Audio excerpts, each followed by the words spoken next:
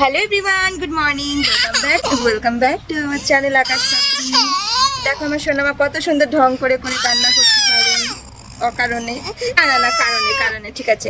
জানো ও তোমার ব্যথা লেগেছে, জানো তো আমার সোনামার না পায়ে এক জায়গায় ব্যথা লেগেছে, তাই ওইটাতে একটু ব্যথা নেই, কিন্তু সোনামার চোখে যখনই পড়ে তখনই ব্যথা লাগে। যখনই চোখে দেখে ওইখানটায় লেগেছিল তখন থেকেই ওর ব্যথায় কান্না পায়, কিন্তু ব্যথা কিন্তু নেই, ব্যথা কিন্তু ঠিক হয়ে গেছে, তাই না মা? তাই না সোনা?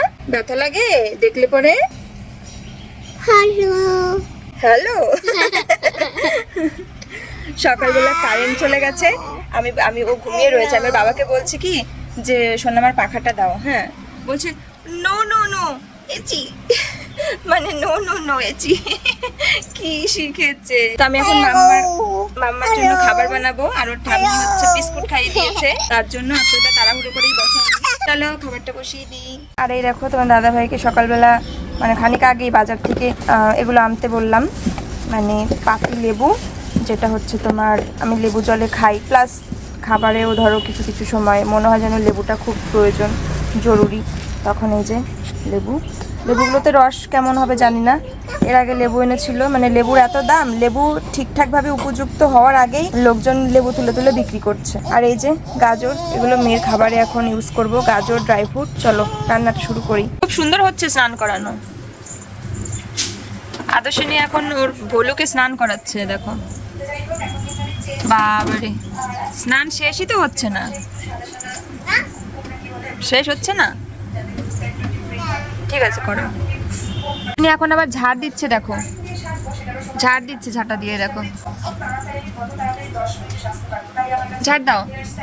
কি করছো?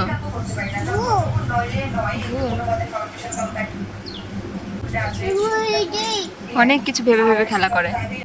সকালবেলা আর একটা প্রোডাক্ট এসেছে, এর আগের দিন একটা ভিডিওতে বলেছিলাম যে আর একটা প্রোডাক্ট সব বাকি রয়েছে। এটা আমি এর আগেও একটা অর্ডার করেছিলাম, কিন্তু জিনিসটা এত খারাপ এসেছিল, তখন আমি ফ্লিপকার্ট থেকে অর্ডার করেছিলাম, মানে আমার পছন্দ হয়েছিল না, তো সেই জন্য কিন্তু অর্ডার করেছি। এটা কিন্তু আমি মিশো থেকে অর্ডার করেছি, এবার দেখা যাক চলো এটা কেমন এসেছে।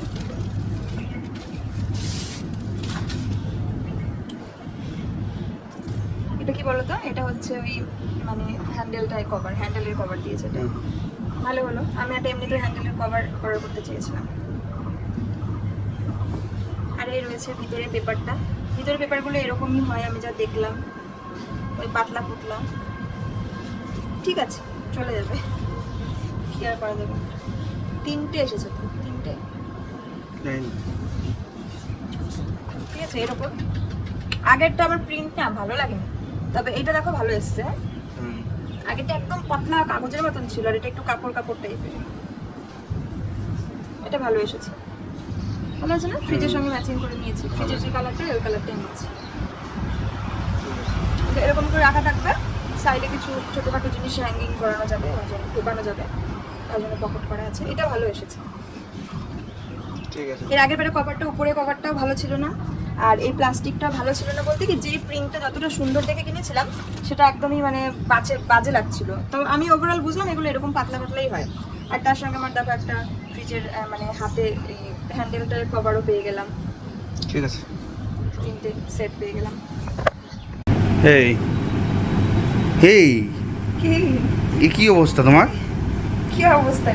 মেয়ে এসে কিন্তু কান্না করবে দেখে, দেখি। হাই হাই রে, এগুলো কি, এগুলো করার কি দরকার এখন? কখনো তো নিজের জন্য একটু টাইম দেই না, সবাই কমেন্ট করে দিদি ভাই নিজের দিকে একটু খেয়াল দাও। ওরে বাবা, তাই দেখি কিভাবে খেয়াল দিচ্ছ।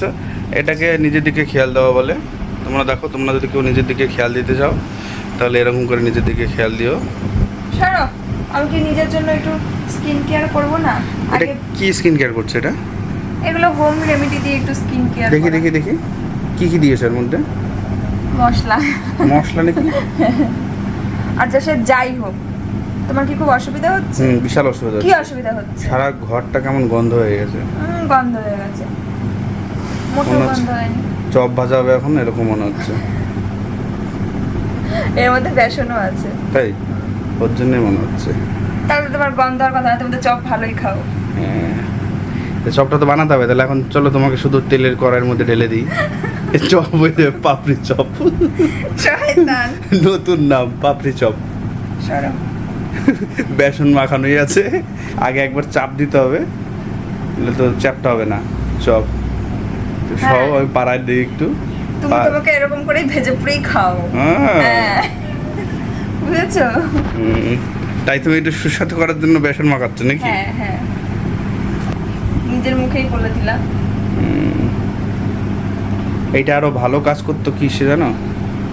হ্যাঁ দেখো, এটা মেখে আমি এখন কাজ করব, বাসন মাজবো, ঘর মুছবো, হাতটুকু শুধু ধুয়ে। মা কি হয়েছে মা? কই কি এটা?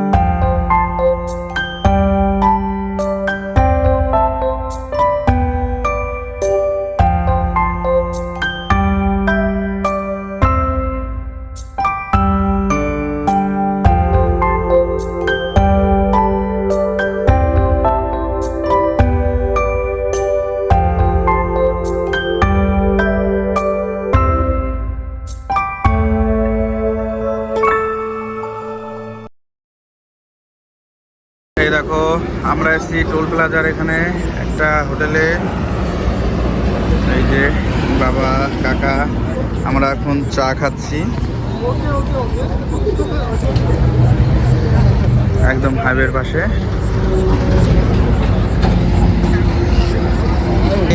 এখানটায় আমাদের একটা ভিডিও শ্যুট হয়েছিল, দুটো ভিডিও, একটা হচ্ছে পিসিদের সাথে মন মানে না, এই যে এই রাস্তাটা, এই যে এখানটায়, আর এই রাস্তাটায় শ্যুট করেছিলাম আমরা কি জানো, আর একটা কি গানটা ভুলে গেলাম, দাঁড়াও অ্যাড করে দিচ্ছি। প্রথমে ছিলে অচেনা, ধীরে ধীরে হলো জানা, হৃদয়ে তোমার নাম লিখে নিলাম, প্রেমেরই রাস্তা ধরে একটু একটু করে একটু একটু করে চলো না যাই হারিয়ে দূরে কোথাও। আর এই যে হোটেল, এই যে আমার গাড়ি, যে বাবা কাকারা বসেছে এখানে। আজকে তো খুব বৃষ্টি হয়েছে আমাদের এখানে, তোমাদের ওখানে তোমরা কোথা থেকে দেখছো আর কোথায় কোথায় আজকে আবার বৃষ্টি হলো অবশ্যই কমেন্টে জানিও। তো আজকে কিন্তু আমাদের এখানে মোটামুটি 8টা নাগাদ থেকে পুরো ঝোড়ো বৃষ্টি হয়েছে, ঝড় ঝড় পুরো হাওয়া উঠেছিল, তারপরে তুমুল বৃষ্টি হয়েছে। যাই হোক 1 ঘন্টা 1.5 ঘন্টা বৃষ্টি হলো, আর এখন কিন্তু 10টা বেজে গেছে, আর মেয়ের খাবারটা হচ্ছে, ওকে খাওয়াবো প্রায় শেষের দিকে। আর রান্না হয়েছে গরম গরম ডাল, আজকের মরশুমটা কিন্তু খিচুড়ি খাওয়ার জন্য পারফেক্ট।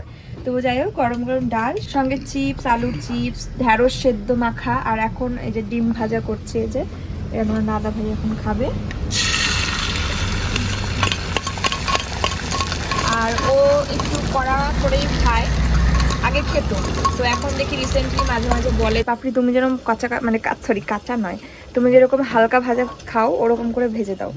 তো সেই জন্য কিন্তু ওরকম করেই ভাজছি। আর আমি সবসময় ডিম ভাজা বা যে কোনো ভাজা ওকে বেসিক্যালি ওকে দেওয়ার জন্য সবসময় কম তেলেই করি, এমনিও আমি কম তেলেই করি। আর তাওয়াতে মানে এরকম ননস্টিকের ইয়েতে তাওয়াতে করলে পরে আরও কম তেল লাগে। যাই হোক যেহেতু অল্প তেলে তাই কিন্তু সময় দিতে হবে, ওই আঁচ বাড়িয়ে দিলে পুড়ে যাবে, সেদ্ধ হবে না। আর এটা ডবল ডিমের, আর একটু হালকা তেল লাগবে। এতটাও কিপটামি করো না, এটা কিপটামো নয়, এটাকে কিপটামো বলে না, হেলথ কেয়ার বলে। হ্যাঁ যতটা কম তেলে ভাজা যায়, ডিম তেল ছাড়াও ভাজা যায়, বুঝতে পেরেছো?